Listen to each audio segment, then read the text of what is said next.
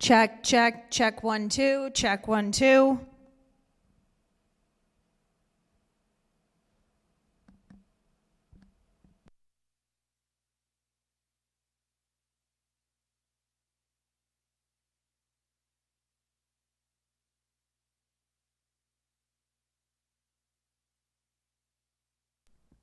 Check, check, check 1, 2, check 1, 2.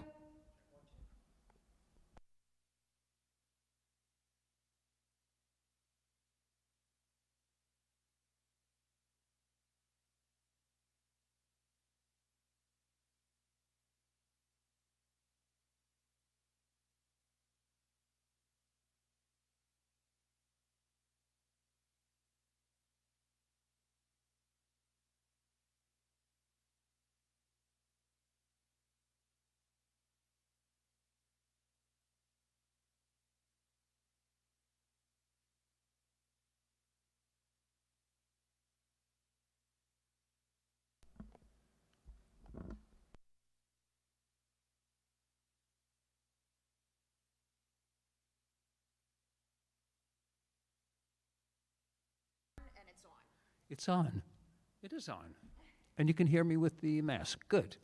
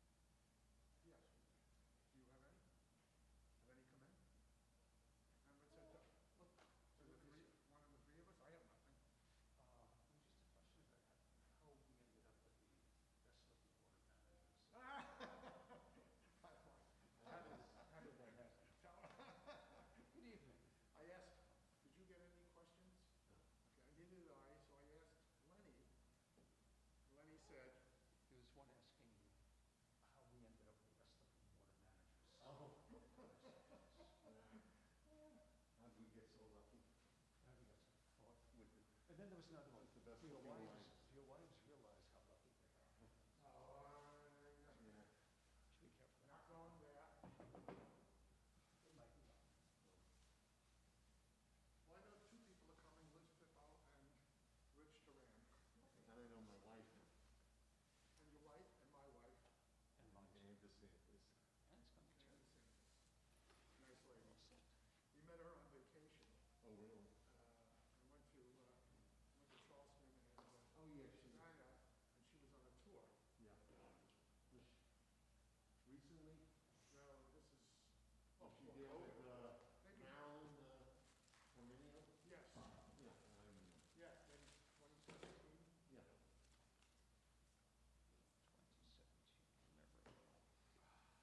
Hey. Yeah, Condo 4. This is it. You're Choose your early. seat. I don't know. Preferred seating We is, promise not to pick on you if you, even if it's, you can get an aisle seat. Good.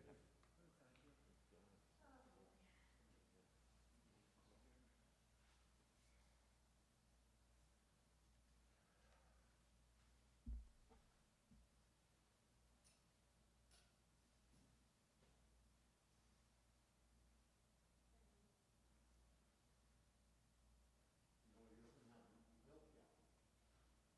I'm not sure the coffee's ready either. Melissa said it would be. It's gotta turn green, right? Um, Yeah. The red light's on. That's what you said about the microphone. Has to turn green. Yeah, the red light's still on, it's still percolating.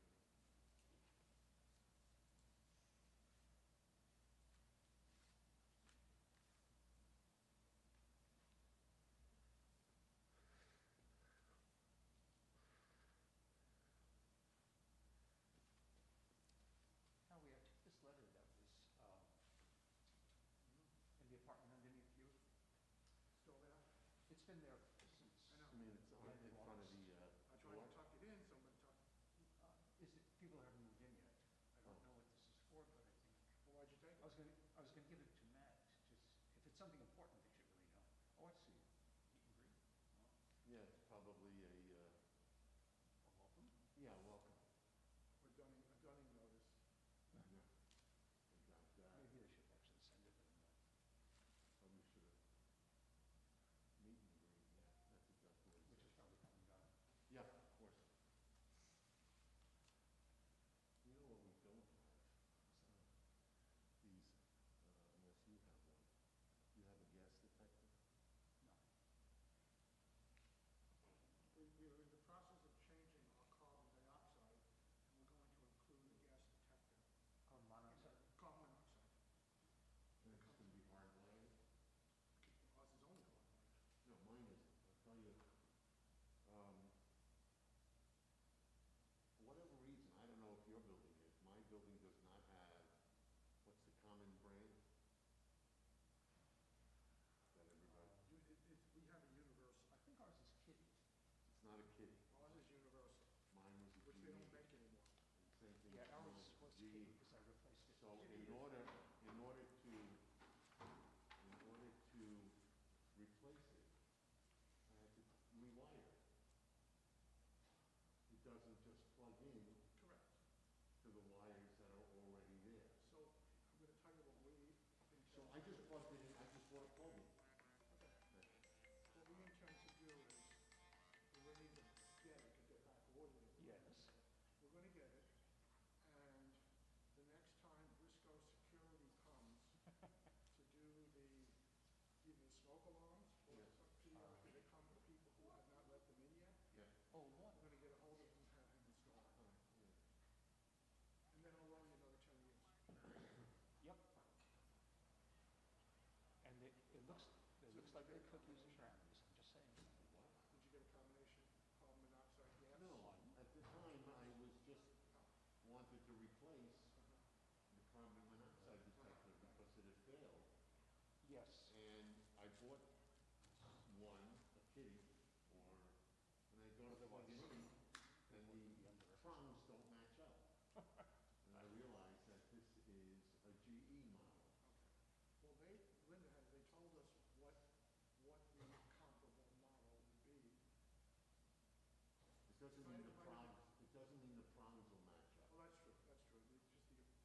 mean, it's not a big deal to rewire, trust me.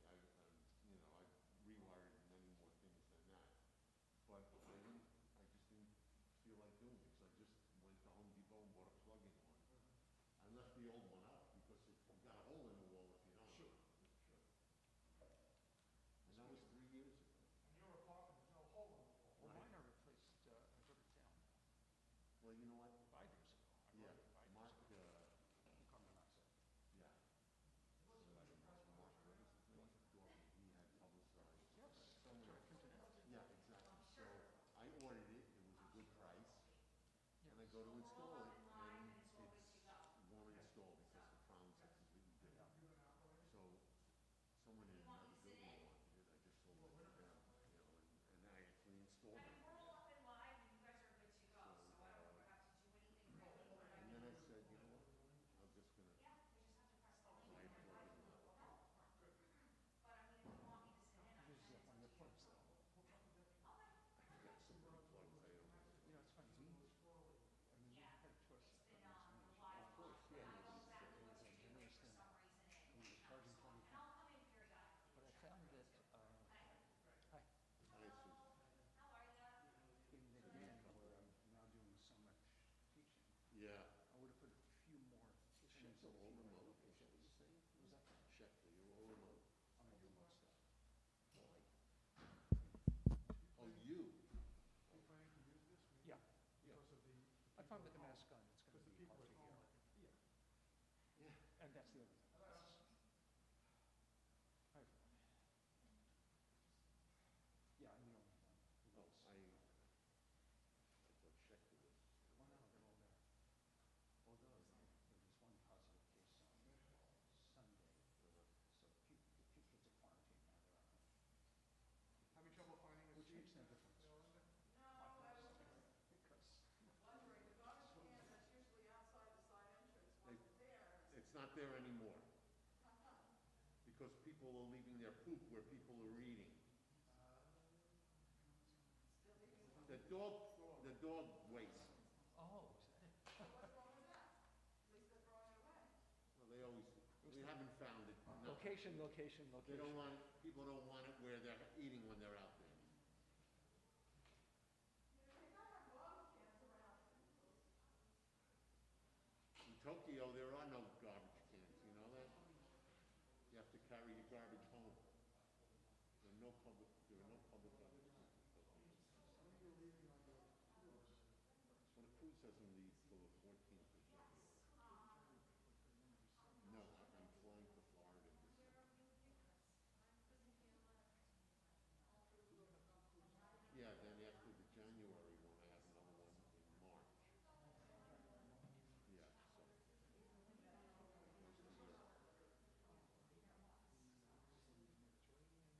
Yeah, yeah, and these from Miami, those transatlantic. I think it stops in the Canary Islands, Portugal, then around the Mediterranean, up in Giles, and it ends up in Venice, Italy. 26 days.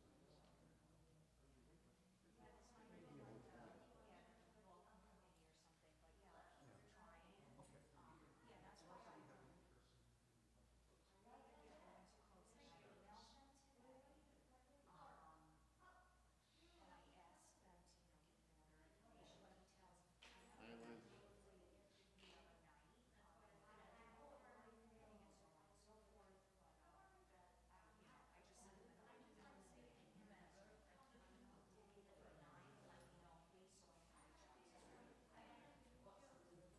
Did the light turn green? Is it ready, the coffee? Not here, I meant the coffee.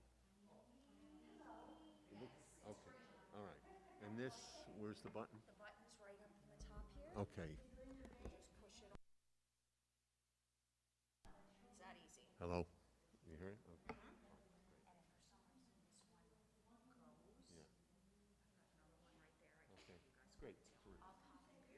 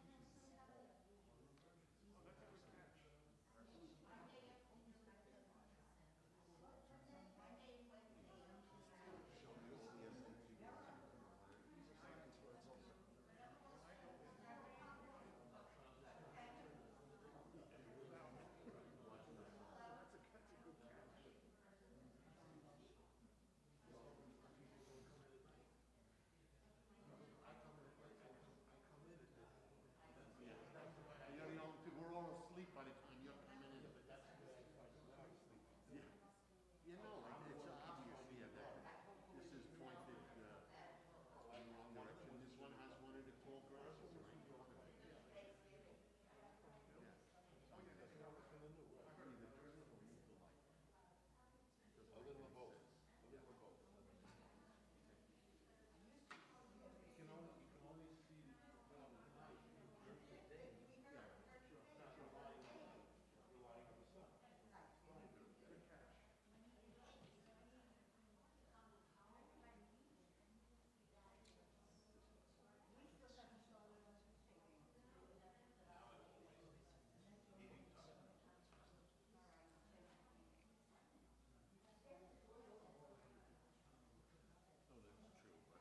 Some people have preference over the others. There's still people I'm sure are welcome into the club. I would like it.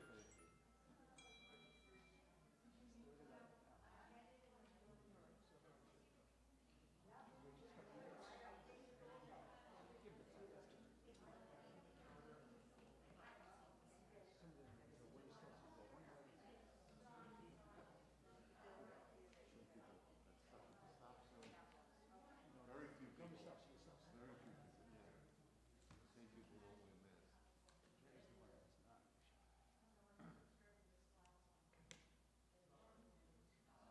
waiting to say press.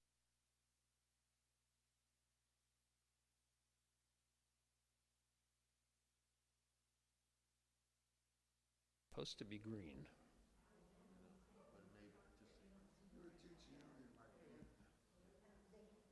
Well, I'm fine with the mask.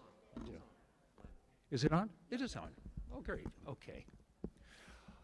Hey, everyone. Welcome to the Condo 4 meeting. The last time we had a meeting was the first week of March last year, and things changed a little bit since then. But we had a meeting where we talked about the insurance largely because the insurance costs had gone way, way, way, way up. And then we kind of didn't have a meeting for a while because the clubhouse was closed.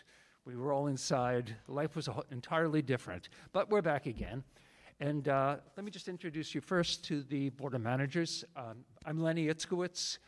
I'm the president of the board. Somebody has to be president, but it's Marty is our newest member, Marty Kapelowitz. And Howie Siegel is our, I was going to say oldest member, but you could interpret that two different ways. Howie's been here on the board the longest. So first, let me just tell you a little bit about how the Board of Managers works and how the Board of Directors works. Because there's always some confusion here, and I know there are new people here, people who have moved in here recently. If you have, I hope you've gotten a binder from the office, so it has a list of everybody who's here and what they do and what the rules and regulations are. There are a lot. There are a lot of rules and regulations. But what the Board of Managers does is we meet once a month. The 7 condo sections each have 3 managers. So we meet, as a board of 21 people. Largely, we have no real governing power at that meeting. What it is that we present things that are brought up by the community, things that we see around, things that we read about, things that we hear about from the residents that should be brought up to the Board of Directors. So we always meet the first Wednesday of the month. We met last night. And then the Board of Directors, those are the people who really do have the power, they meet next Tuesday. They meet the following Tuesday. So when we discuss certain issues, we'll say there's a consensus for this or that, and then it is brought up to the Board of Directors, and the Board of Directors are the people who actually make the final decisions for most things, and they control the money for most things. So, as I said, we see things around, we hear things from people, we read things at various blogs. Now, we read things and we try to bring it up to the Board of Directors if we're aware of them. Now, the Board of Directors consists of 7 elected voting members. In addition, the 7 presidents of the condo associations, each individual condo section president is a non-voting, technically a non-voting director on the board of directors. We go to those meetings and we are free to speak. Our thoughts are heard. However, we don't get a chance to vote. The 7 elected members are the ones who vote. So the board of directors really takes over most of the responsibilities. And in fact, in the offering plan, there are certain things that are supposed to be within the realm of the board of managers, but largely that's been given over to the board of directors. Anything involving maintenance in common areas has been given over to the board of directors rather than the board of managers. And there are a number of things like that. One of the things the managers do is approve the insurance for the condo section. Now, condo section has insurance, which you'll hear more about. And in addition, the HOA Association has another insurance policy. Sometimes they're handled by the same company and sometimes they're not. We have to, as the managers, we have to approve the insurance for our section. And we've worked hard so we didn't have another meeting the way we had last March. The meeting last March, you heard how much the maintenance was going up because of the insurance. Fortunately, it hasn't gone up hardly at all because of insurance since then. Maintenance has gone on for other reasons, but not for the individual condo sections, pretty much. You know, it's a minimal amount that our insurance has gone up. Is that right? Yeah, it's a minimal amount that it's gone up. So that is the one thing that we approve. And you'll hear more about that. So the directors are the ones who, the directors is one you should complain to if you really have a problem. Larry Silver lives in Condo and he's also in the board of directors. So any complaints, direct them to Larry. But if you have issues that you want brought up to the board of directors, please bring them up to us also. You can always email or contact the board of directors, but you can also contact us so they get inundated a little bit more. If you have any questions about each of the sections we talk about, you can interrupt, you can ask then, or save your questions for the end if you want to. Okay, so first topic was covered. We introduced the managers. We talked about the roles of the 2 different boards. And now, insurance. Howie Siegel has had the most experience, although Connell, you've had a lot of experience also, with insurance because of certain things that have gone wrong. So, go ahead. Okay, good evening. For some of you, this is old news. For some of you, I suspect this is new news. And of course, we welcome our owners or residents who might be have linked in via streaming. So welcome you as well. So let me tell you about the condo insurance based upon my experience, what I've learned over the years from David Goldstein, what I've learned from our broker, Borg & Borg, and my personal insurance company. Okay, Beechwood, as Lenny mentioned, Beechwood set up a Meadowbrook Point such that there are 7 condo associations and 1 HOA, each responsible for their own insurance. And also, as Lenny mentioned, but let me just put a number on it, our insurance, due to a number of claims, tripled and has been that way for the last 2 years. The reason was that in Condo 4, there were substantial claims over a short period of time. And that's what triggered, in fact, our insurance company at that time, Dembu, dropped out and it would not provide us with insurance after. Our insurance company right now is Philadelphia, which is an AA, AAA rated condo insurance company. So just giving you some additional information.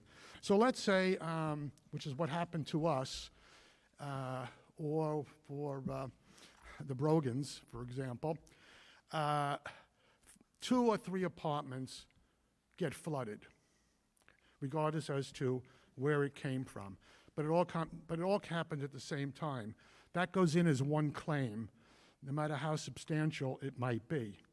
And then that's broken down by the damage that's occurred in each of the units. Well, let me just see here. We already covered that. All right. So, who holds the policy? Okay, Condo 4 is the policy holder with Philadelphia. You are Condo 4. Therefore, if it occurs, and occurs such that it's not your fault, it's somebody else's fault within the condo, A, you cannot sue them. It goes through the condo insurance. And B, at least my experience was, you cannot subrogate. So if you have personal damage, for example, your personal insurance company cannot subrogate back to the insurance company of whoever caused the damage. Okay, is that, any questions on that? Okay.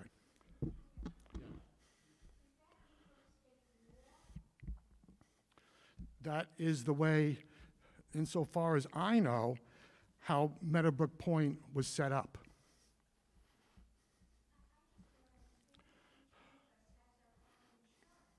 I'm gonna come to personal insurance.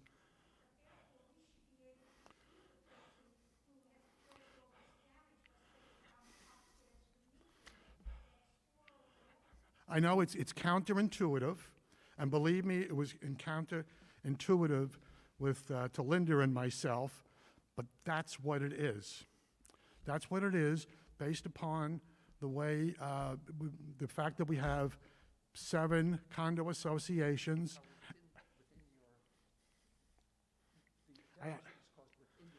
I'm going to come to personal insurance. This is, so let me just, if I just let me finish a couple of things, and maybe it'll help, maybe it won't, and we can then double back, okay? So let's say you have damage. The condo insurance, the claim would be to rebuild the unit the way it was originally purchased, whether it's a resale or not. It's when the purchase was made from Beechwood, okay? And it includes, it excludes any upgrades that either the builder put in or you put in, so that it's built back to a, let's call it a base unit, okay? So there's that part of it. Now, what is your personal property, okay? Your insurance, as you probably know, your insurance is essentially divided into 2 portions. Food and lodging, that's not the words that they use, but just to make it food and lodging, and there's a number, a limit on that. And the second thing is personal property within the unit, furniture, art, whatever it might be that was damaged. And there's a number on that. Everything else is covered by the condo's insurance, which is why, if you remember, all of you who are homeowners, you remember that the premium that you paid when you owned your own home was substantially more than the premium that you pay at Meadowbrook Point, because the unit itself is covered by the condo's insurance. That's the cabinetry, the floors, et cetera, okay?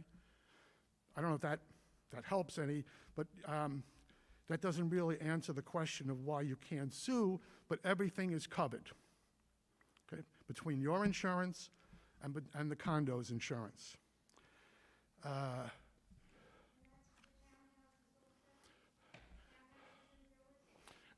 The townhouses are covered by the condo insurance the same way.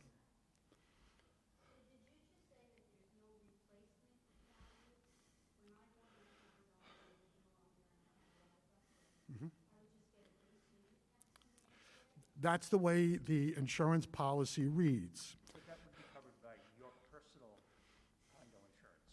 You have a policy on your unit. So the upgrades would be covered by that, furniture's covered by that, carpeting, correct? Everything within. Your upgrades would be just like your furniture.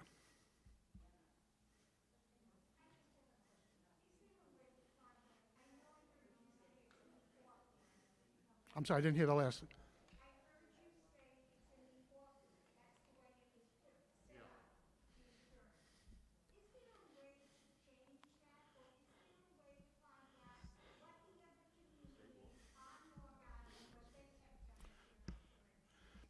According to David Goldstein, this is the standard.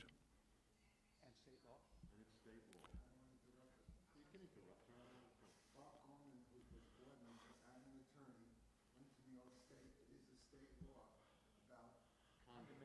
Condominiums, because we'd be suing ourselves as owners, but that doesn't mean you can't sue someone if they, let's say you had a very expensive piano, and the water damaged it, you could sue those people.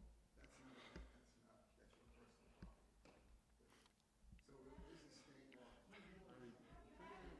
And why don't you repeat it? Yeah, you're right. Come up, come up.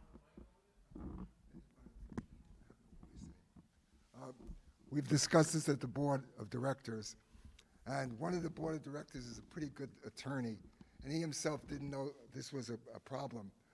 In New York State, you can't subrogate against the community because you're an owner. It's like suing yourself. But if someone damaged your piano because you could sue them on, your insurance company can subrogate against them, but not for the repair of the floors or the carpet or the wall. Whatever came with the place, you can't sue about that. But your own policy will go after them for damages. Your bedroom got destroyed or something like that. I mean, the bedroom set. But it's a state law, so they can't subrogate it. In Florida, it's different. They don't have that law. So when we had big damage in this community, we had to take the brunt of it because they repaired walls. Everything that belongs to all of you own that. All right, and that's why you can't sue yourself. And that's what they told us. Yeah, well, if it's personal property, you could sue the person that caused the damage. But that would be your insurance company doing that, subrogating that. So my insurance company's reading was that, reading the policy, they could not subrogate, even though we were not at fault. The only thing we got back they were able to subrogate was our deductible. Okay? Now, insurance companies, they make their own, everybody has their own policy, they'll make their own determination. So, obviously, I can't stand here and tell you, some kind of a magic number. But again, from my personal experience, your policy should have at least 6 months for food and lodging, at least, okay?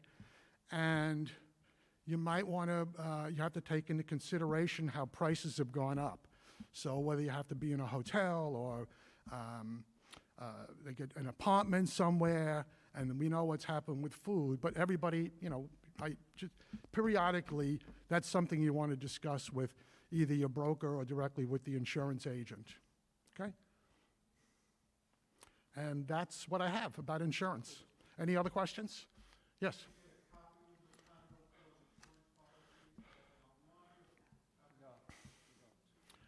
No. No. That's with it. Why not? That question has never come up before.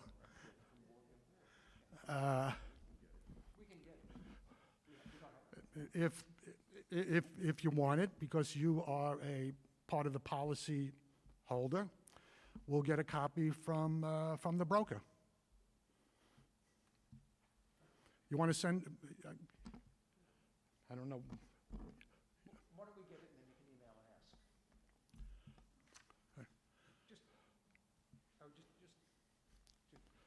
I thought there was another hand. Oh, I'm sorry. No? Just one other thing. It is absolutely essential that each person has their own insurance at home. Each person has to have their own insurance or their own apartment, because when things go wrong, the condo's insurance covers up to a certain point, but then it doesn't. So anything within the four walls, you really, really need insurance for that. So I think most people do have that insurance, but if you don't, get it. Okay, any other questions about insurance? Well, there were two other things that you might want to consider. Okay, one is loss assessment insurance, and the other sewage backup insurance.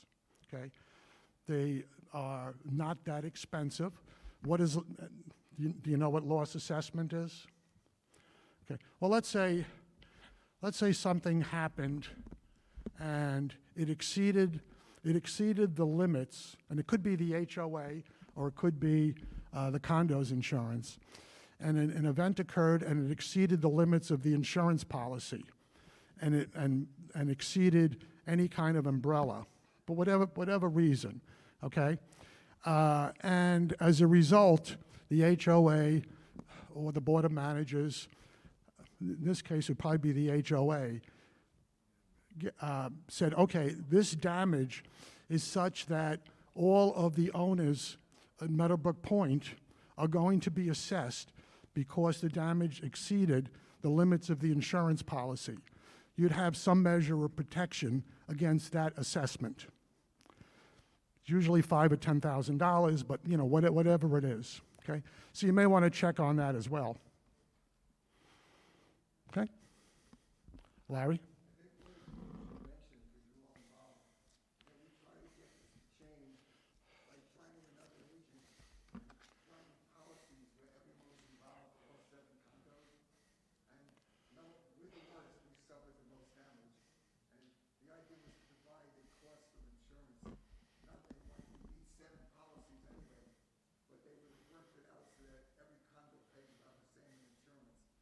Some condos have a third of insurance costs, and they wouldn't go along with it. No one would help, but when their condo goes on fire or has a problem, they're going to find out that it gets very expensive, and that no one would cooperate with them. One of the things is that no insurance company wanted to cover, if you figure how much this is all worth, it's well over $500 million, right?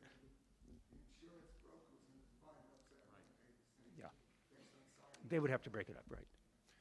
Okay, any other questions about insurance? Yes?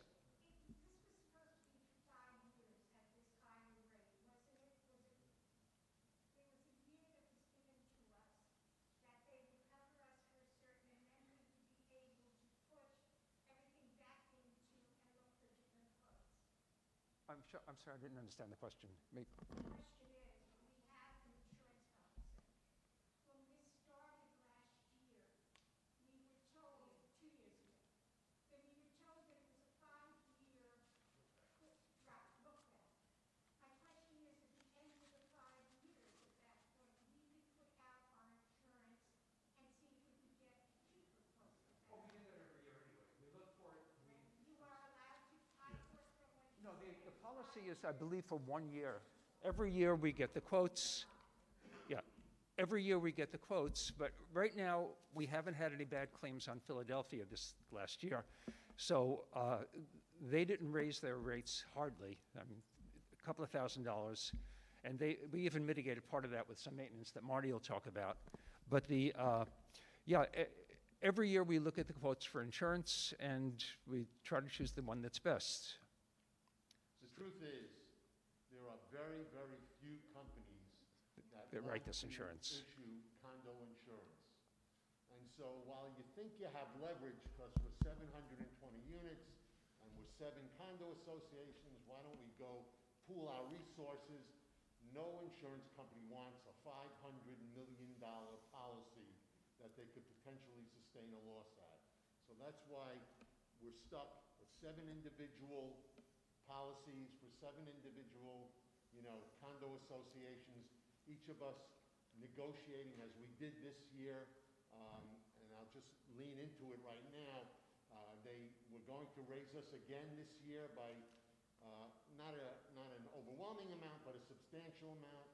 We were able to talked with them, as did Borg and Borg, our agents, and they placed in 18 units throughout Condo 4 water sensor detectors that are Bluetooth controlled.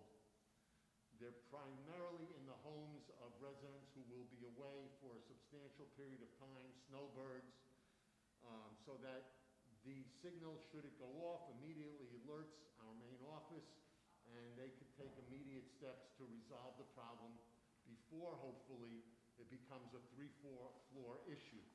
So that's one of the things that we were able to do as a board of managers with our association and our insurance company to keep the cost down. That was an 8% reduction from the original quote, which is still a big number. You gotta speak into the microphone because nobody at home can hear you. Okay. That was, still on? That was an 8% reduction from the original quote that we got before we pushed back. Still a big number. We all know that. It's about 140 a year. About $142,000. But again, it didn't go up very much. Other condo sections where there was the fire in building 15, I'm sure theirs went up by a lot. So, yeah, we were just unlucky. We had a string of 3 events that caused the insurance to go up a lot. And it was just bad luck. Yeah.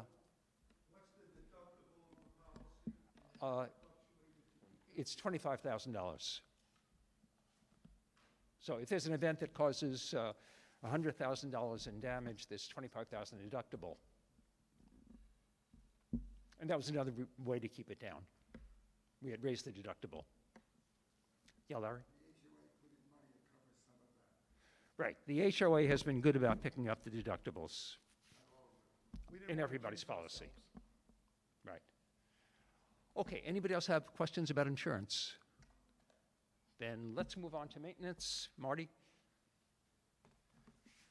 Good evening, ladies and gentlemen. So, all is not lost. I mean, if you look at the majority of our claims that have taken place, many are preventable. So, as a committee, we recommended last year, and we're recommending again, several things that you could do to minimize our risk. I don't think it's reasonable to think that over the course of the years our insurance costs are going to come down, but at the very least we can keep them steady by minimizing the risk that we incur for loss.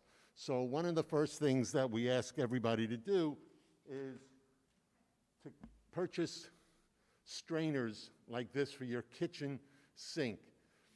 Those of us who are original owners know that you had a locking strainer. It locked by itself, even though you didn't want it. You're letting the water run to fill up the sink to wash dishes, the phone rings, and before you know it, the sink locked and you have a flood. This will prevent that from happening. $2, $3 at Home Depot, online, Bed Bath & Beyond. Please consider getting one of these. It's really a critical issue. This has been one of the major causes of losses in Condo 4, the absence of this in the kitchen. Secondly, inexpensive water detectors. You can pick them up online. Someone told us last night in a meeting they got 6 for $40. And they're available at Home Depot or Lowe's, $10 a piece.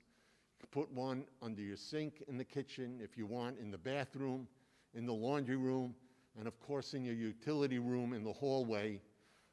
And we'll show you how it works. It's a water detector. It's about $10. This is just a wet paper towel that I brought. There are 2 sensors. I'm sorry. There are 2 sensors on the bottom. If it comes in contact with anything wet, it goes off like that. So this is really, really, really, really easy. There's no hooking up required. And this one also came with a wire I think in our house, we have one where the wire goes underneath the washing machine just in case you get a leak over there. So we have 4, 5, 6 of these. They cost very little money and they're very, very useful. The message doesn't go to anybody else, but it is kind of loud, and even with my bad hearing, there's no way I wouldn't hear that, right? I would hear this. Yeah. It is available where you can get it where it'll send the signal. Oh, yeah, they're more expensive if you do that, right? Instead of the $10, it might be $30 or $40. Right. But then it'll go to your phone. Right, and that's basically the kind that Philadelphia gave to those units so that the message goes to maintenance here. I'm gonna hang out in here because if anybody has a question, I'm gonna bring the microphone because the people watching at home can hear the board managers, but they can't hear everybody else. So just raise your hand and I'll walk over and bring it to you, okay? Good. I know those detectors work because in March, I got off the elevator and I hear this screeching sound in the hallway and I say, what the heck is that? And the closer I get to my apartment, I realize it was coming from my utility closet. I said, Rochelle, do you hear that? She said, yeah, but I don't know what it is. And because we had never had it go off. And lo and behold, I opened the utility closet and my hot water heater was leaking. And so having that sound really enabled me to take care of it long before we had a huge flood in the hallway and my neighbors, going ballistic. So the strainers, the water detectors, and the hot water heaters. So, the maintenance committee conducted a survey of every single unit in the suite buildings just this past spring. And we got a report, and it indicated that there were some water heaters that had pinhole leaks, and individual homeowners were notified that the piping in the utility room had a pinhole leak.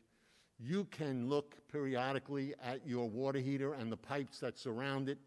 If there is a greenish tint that is caused by a pinhole leak, you'll see it right away. You are responsible for getting in touch with a plumber. You can certainly call the maintenance here and they'll come and confirm that it's a leak, but you will be responsible for repairing that pinhole leak.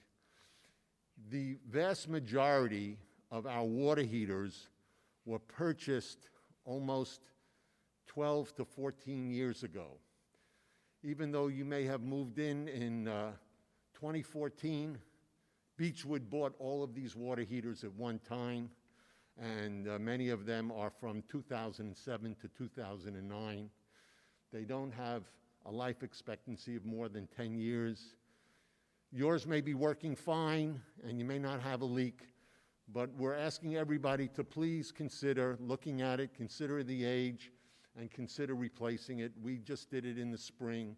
The companies that we recommend at Meadowbrook are fast, efficient. They took 2 hours. We didn't even know they were there. Prices are going up every single year. So I can't tell you what the prices are now, but we paid about $28.75 for a 75-gallon water heater.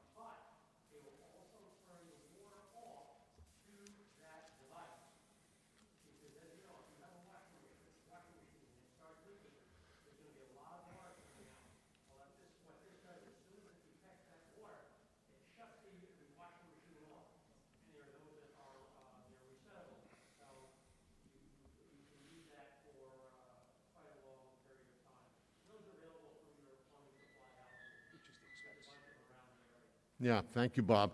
If you recall, those of you who were here several years ago, we had a presentation from a company that was offering the installation, the sale and installation of an all apartment, shut-off valve that worked by detecting excessive flow of water. If it detected based upon your personal water use history and excessive flow, it shut off the water to your apartment or your home. Last night, one of the managers brought up, and he had found a less expensive whole house water shut-off valve as well.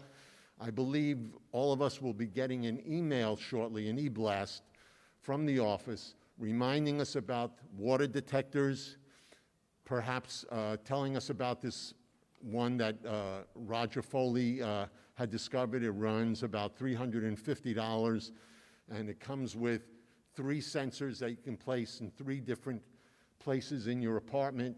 It's RF signal as opposed to a Bluetooth or a Wi-Fi signal, and it will shut off the water in your apartment if it detects a leak in any part of your apartment. Any questions about those few things? The last thing that I want to talk about really falls under maintenance, but it's, and that's the air conditionings in our suite buildings. You may know that at least one of our buildings, the air conditioning broke down, and our units are really on the roofs in the suite buildings of each building. Virtually inaccessible except by a crane if it has to be replaced. And so in building 19, they kept it running throughout the summer, but now we're looking to replace them. And a major cost of the replacement, besides the unit, is hiring the crane that will lift the product onto the roof and install it there. So one of the things that we may be asked in the future is, if it comes time for your building to have a new unit put on top, do you also want to consider having your personal unit replaced as well? Because we're going to have to pay for the crane to be there, and you're going to save on the cost of hiring that crane. If my unit goes on the top of building 53, I have to pay for the crane and the unit and the installation. So if building 53 is going to get a new unit that, cools the hallways and the whole building, I might want to consider whether it's time for me to install a new unit for my apartment. And so that may come to pass in the near future, where each of our buildings will need to make that decision. That's about it. Yes, Liz? I think it's running about $65,000 for building 19, if I'm not mistaken, to replace the air conditioning unit for that whole building. I don't know what any individual unit costs. I can't tell you that. The frame is about $5,000 on the unit.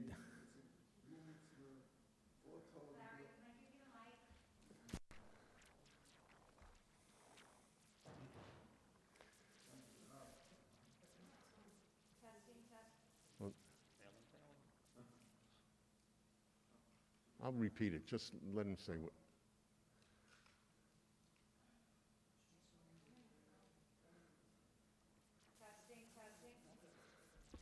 Go, just tell me. The frame was about $5,000. Including the whole job, we're doing 2 buildings next to each other, but we still need 2 crane setups. They're not close enough. The units and the crane, I think, came to about $112,000 for 2 setups. Okay. So you subtract all 5,000. So it's about $50,000 a building to do that. I don't know, but what any individual personal unit, if I wanted to replace my unit, I have no idea how much that would cost. But they're placed on the roof awkwardly. They're all in a long strip.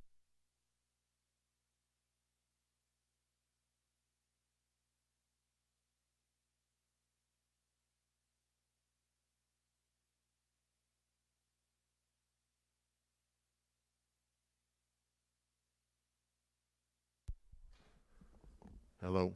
a maintenance committee might come up with some alternative solutions whereby perhaps in the back staircase, they can cut a larger hole. No, that won't work.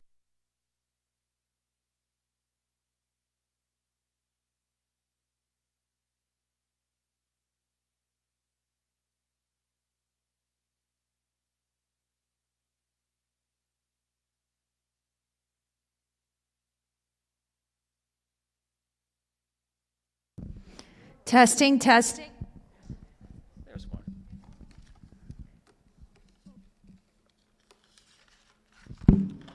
Okay, I just wanted to mention a little bit about fire safety. If the alarms go off in your building, it could be a fire, you really need to vacate the building. I think people ignore those alarms. I've been in the mall where the alarms go off, nobody pays attention to those, but in your building, you really should pay attention. At least look outside your door, see if there's anything going on, and really go out of the building. I know it's inconvenient, but go out of the building. If it's a real fire, it's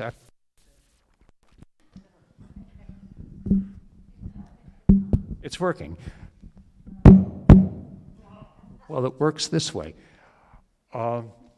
Another thing I just wanted to mention, if there's somebody in your unit that is handicapped, that would need assistance in the event of a fire, please let the management know.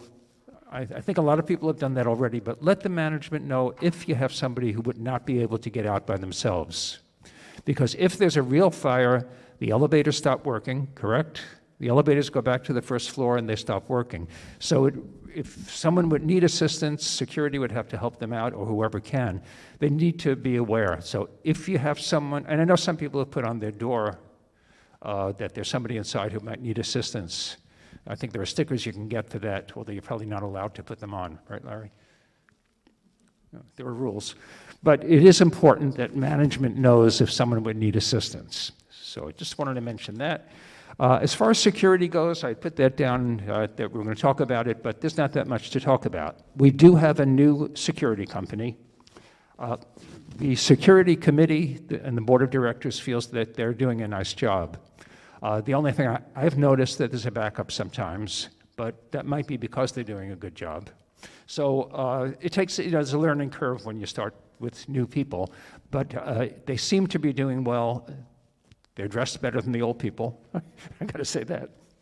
Okay, and one more thing for number 7, work orders. If there's something wrong, any one of you can submit a work order. So you can get the form, we can get the form at the desk if you want to just fill it out in paper. It's also available at the homeowner's website. It's very easy to put in. And it would be a good idea if you're putting in a work order for something other than within your own individual unit, which might not be covered, but if you need if they're doing a work order for something outside of yours, let the managers know that you've sent one in. And if you don't get any satisfaction from it, let us know again. So we can submit a work order as well. But anybody can submit a work order. And once the job is completed, you're supposed to get a notice that it has also been done. Okay, now, Section 8, Finances and Reserve Fund. Every month you pay money in maintenance, and it has gone up. And in that, we have about, as of the end of September, we get a statement every month, but at the end of September, we had about $31,000 in our bank accounts. Money that comes in basically goes out largely for insurance. The individual units the individual condominium associations, the very biggest expense is the insurance. So most of the money goes for that, and that's why the same unit, an E unit in one condo section may cost substantially different than the E unit in another one because of the cost of insurance. So you know that yours went up a lot within the last 2 years, and it's been staying pretty steady. Hopefully it stays that way. I'm sure the condo section that had the fire, I'm sure theirs goes up by a lot. There has gone up by a lot. In addition to that, so the $31,000 that we have, month to month, sometimes it goes down a little bit. I guess it depends what time of the month the bills are due.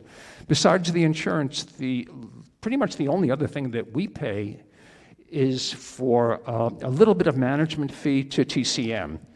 And to be honest with you, David Goldstein, who is the head of TCM, is a tremendous resource for us. The little bit that they charge for managing the accounts, so that, excuse me, when you send the check in, you write to Meadowbrook Condominium for care of TCM. They then, most of that money goes to the HOA, and the rest of it is stuff that we have to pay for, like the insurance. And it's a very small management fee that David Goldstein takes.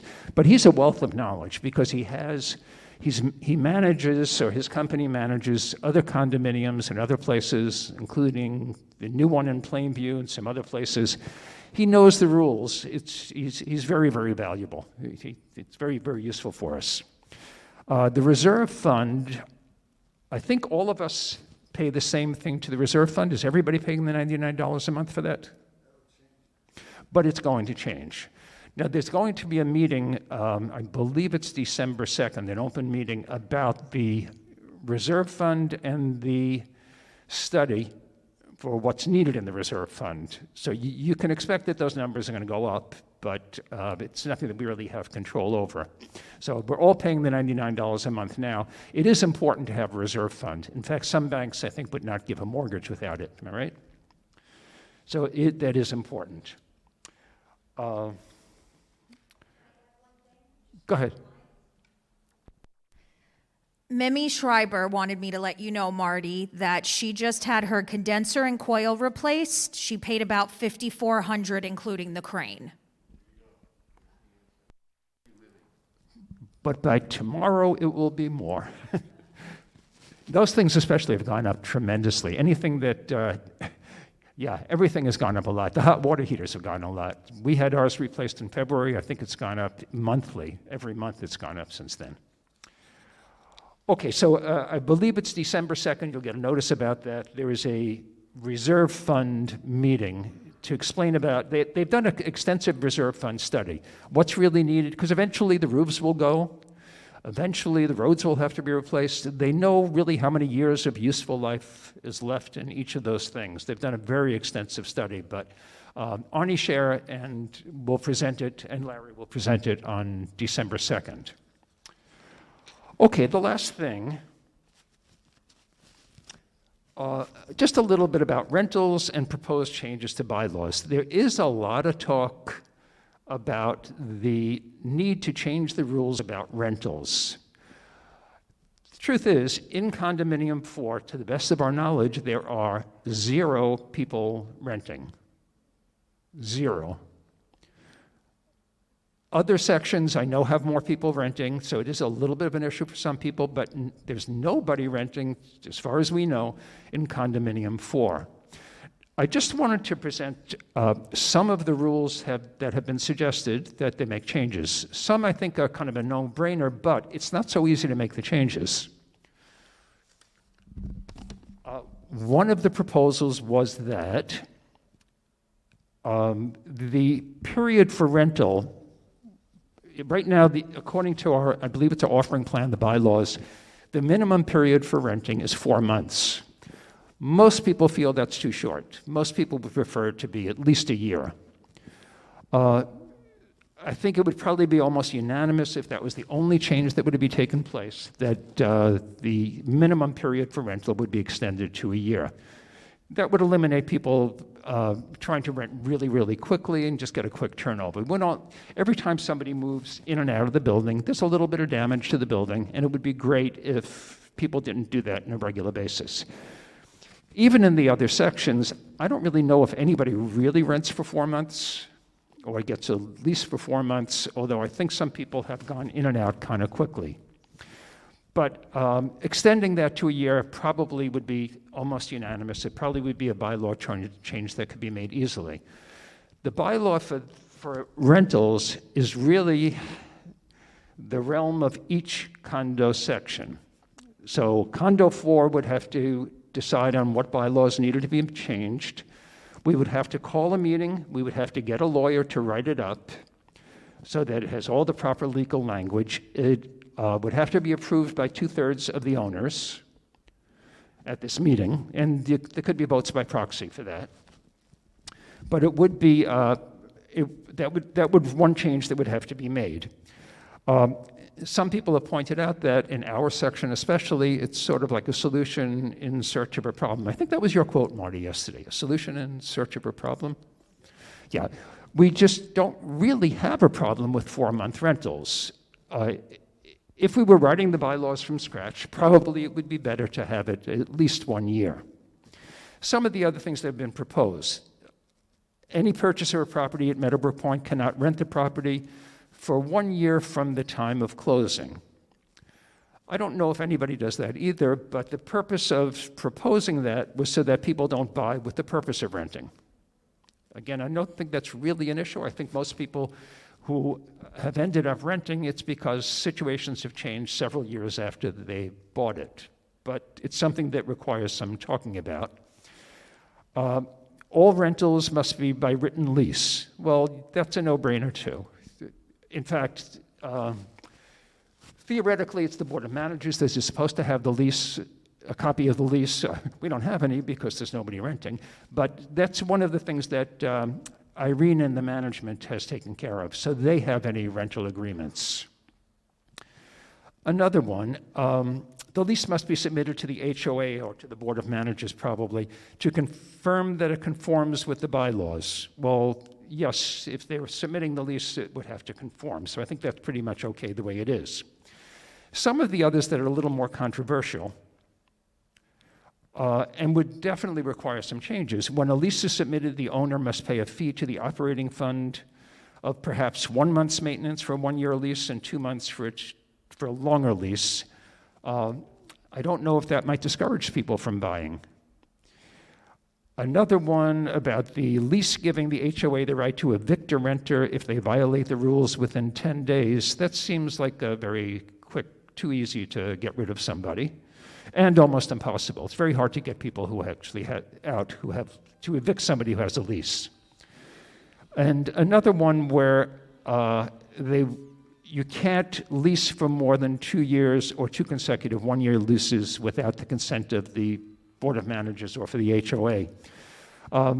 Again, we've talked about that, and I think if we want people renting, we would actually want people to rent for very long periods of time if they're going to rent, because then they're much better neighbors. You know, people who are moving in and out don't have much invested in it. So I'm not sure there's any purpose of that.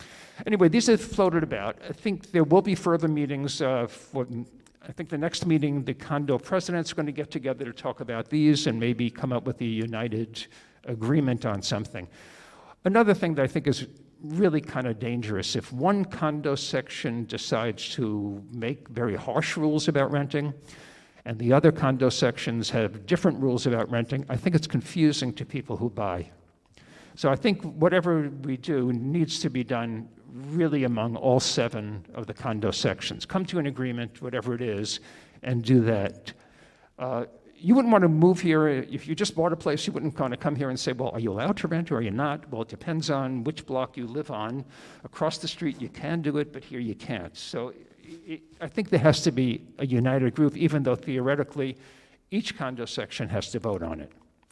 Just another thing about changing the rules. If you change the rules, again, you need 2/3 vote. It has to be written up by a lawyer, so make sure the legal language is correct. Every time we talk to our lawyer, it costs something. So there's an expense. Lawyers don't do anything for free. And then there is going to be also, if you make changes, I think there's a filing that has to be made with the county or with the state.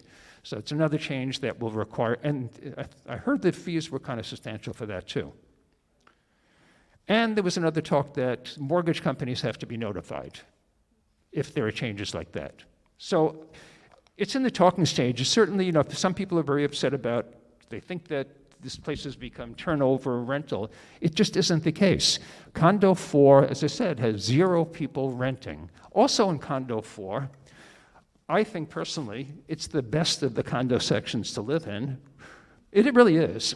We have, if you look out those windows, we have the beautiful lake. Hopefully the fountains will be working perfectly next year. We're promised they're working on that, the lights in the fountains. I love looking out at it, but it is really a very nice place to be. Yes, Rochelle. You know that there are no rentals in Condo 4 Association. But you're not telling us about the other associations. How many rentals are there in the community? And the whole community,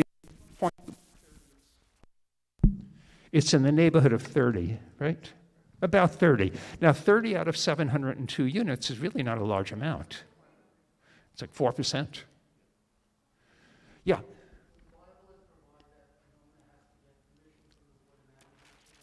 No, they do have to submit the lease, though, so I guess the lease has to conform in some way. Oh, so I'll repeat the question. The bylaws provide that an owner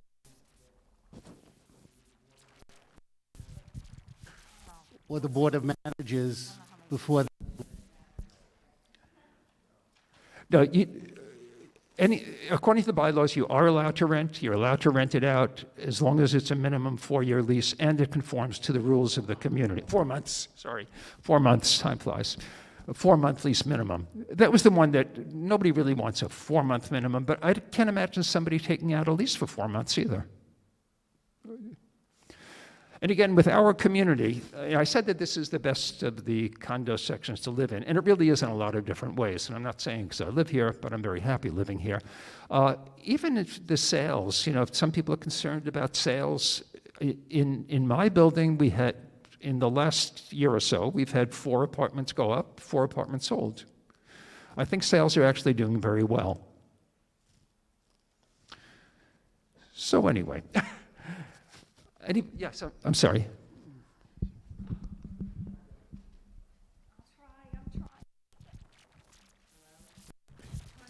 Try harder. Again. Hello? Okay.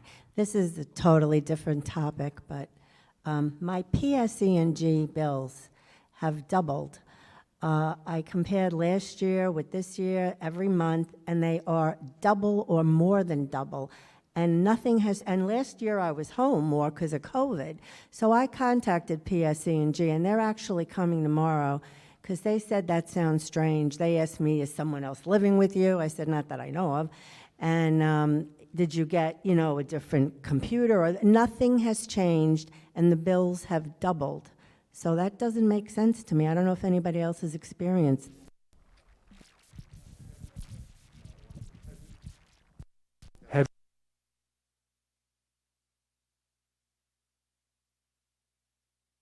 It is. Is there an extension cord going into your house connected to somebody's car? No. There's no good reason. I look at mine also. Last year we were home more, and we don't pay for heat here, We pay as a group, but you don't individually pay for heat. But for the air conditioning is the big expense. So when it's a hot summer and you're not going anyplace, the air conditioning bill was much higher. The bill was higher. Mine was sort of comparable to what it's been. Can't imagine. It could be a faulty meter. Right, I think that would be what I would look for.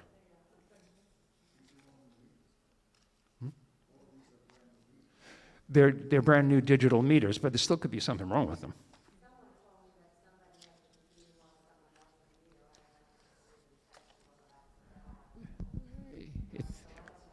Well, don't call 7 on your side yet, but it sounds like the thing they always do.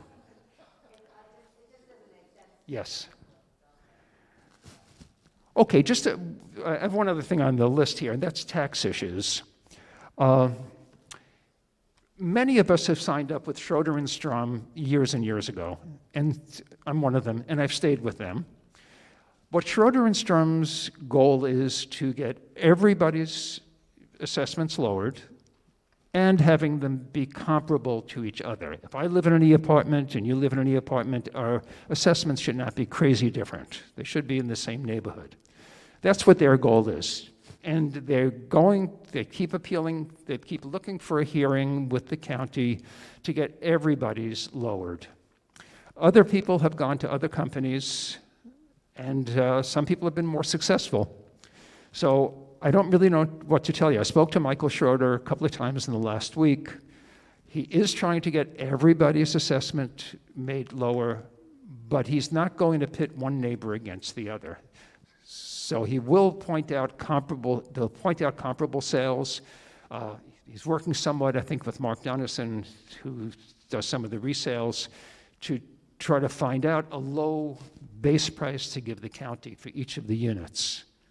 But again, some people have gone elsewhere. The other experience I've had, you can look up anybody's assessment by going to mynassauproperty.gov. All you have to do is put in the address. You can find out what it was sold for, if it's still up there, and what their units are assessed for. So you can kind of make a list of what's comparable.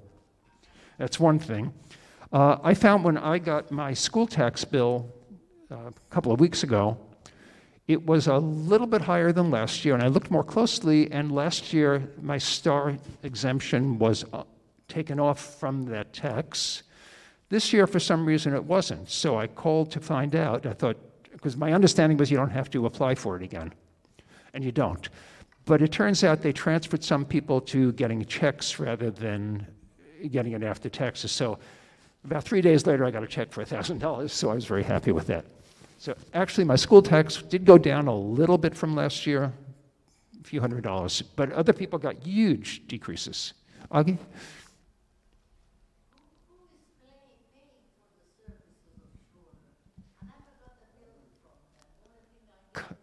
You're not getting any bill from them. Does anybody actually pay? I think if they get a reduction,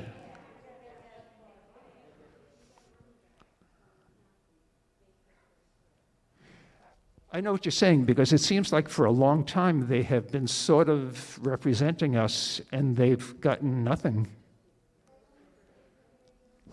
Which doesn't. It is, but it's not, it's the county.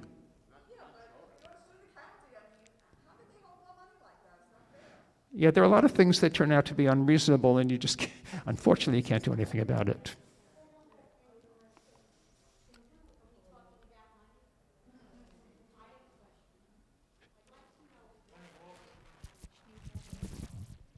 I'd like to know what, if there are any plans of renovating the clubhouse beyond your scope.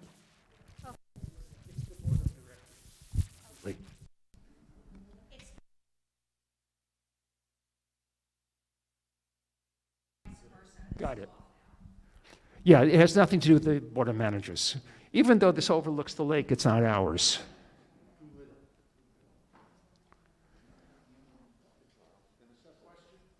Yeah, any questions in general? Maybe we'll do it this way. I have a question. When you look at the structure of the school system in Uniondale, there are 5 elementary schools. I don't know what the population is in each of those schools, and if the district warrants 5, we're paying taxes for all of those schools. Is there anybody that does any sort of assessments as to what the enrollments are, if the numbers have gone up or down, and is there a need for that many schools? Yeah, it's discussed every year when the school tax, when the budget vote comes up for the schools. It's always discussed. You can ask as many questions as you want from Uniondale about it. It turns out that although everyone complains about the Uniondale taxes, they're sort of comparable to what it would be if we paid Westbury taxes. Much less. Less than Westbury. And the truth is, we don't have children in Westbury schools or in Uniondale schools. I'm a teacher, so I'm sort of in favor of school budgets almost everywhere, but I think there should be some accountability. You're certainly welcome to ask questions about that come spring when the budget vote comes up again. Having nothing to do with us again. Anything else, especially for Condo 4 questions? Well, if not, wait. There are cookies, there are brownies and coffee, yes.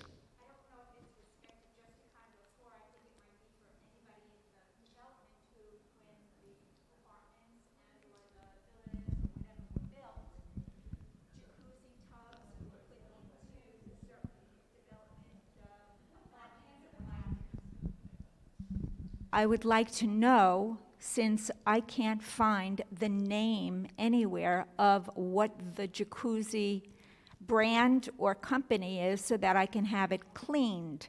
And I've been asking and hoping that I can get some direction. I'm looking towards my wife. Do we have the booklet that came with the jacuzzi tub?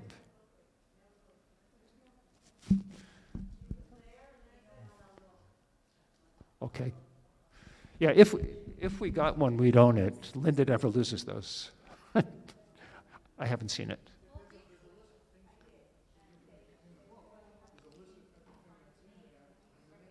When we moved in, right?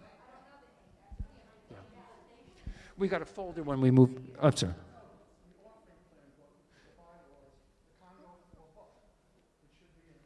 You think?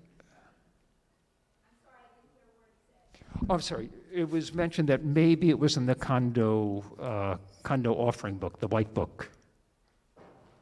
I don't know. Everything that was put in is listed, many by brand, not everything is by brand. So I'm not making a promise, but you will find all of your appliances in there. And the flooring, you know, et cetera, et cetera. There's a plate right on mine that says Kohler. It says Kohler on mine. I'm sorry? It says Kohler right on mine. It's a little emblem, a little plate.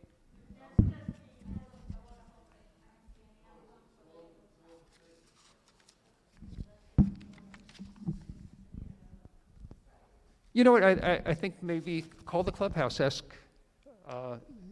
one of the managers would know, right? They'd maybe be able to find out. What exactly of what the Yeah. What brand? The jacuzzi. testing? It's working.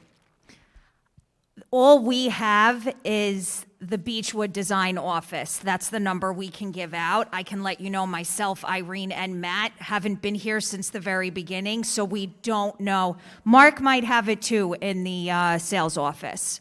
But myself, Irene, and Matt, weren't here from the beginning, so we don't know every single in and out and what was placed in every single unit.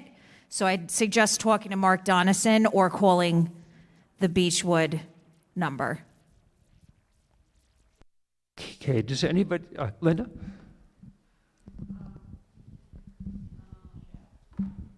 During the past few storms, a bunch of big branches came off the trees in the back. They're lying there and, those all brown leaves and stuff, and the branches are probably over the walking path, which of course is not used. But, I overlooked that, and I don't like looking at it. I've talked to the office, but I've gotten nowhere about having somebody come back there and taking those big branches away. Yeah. We'll ask the same question then. Okay, does anybody else have any questions? Again, you're always free to email any of us and ask. So thank you for coming. Have cookies, brownies, coffee. Good night.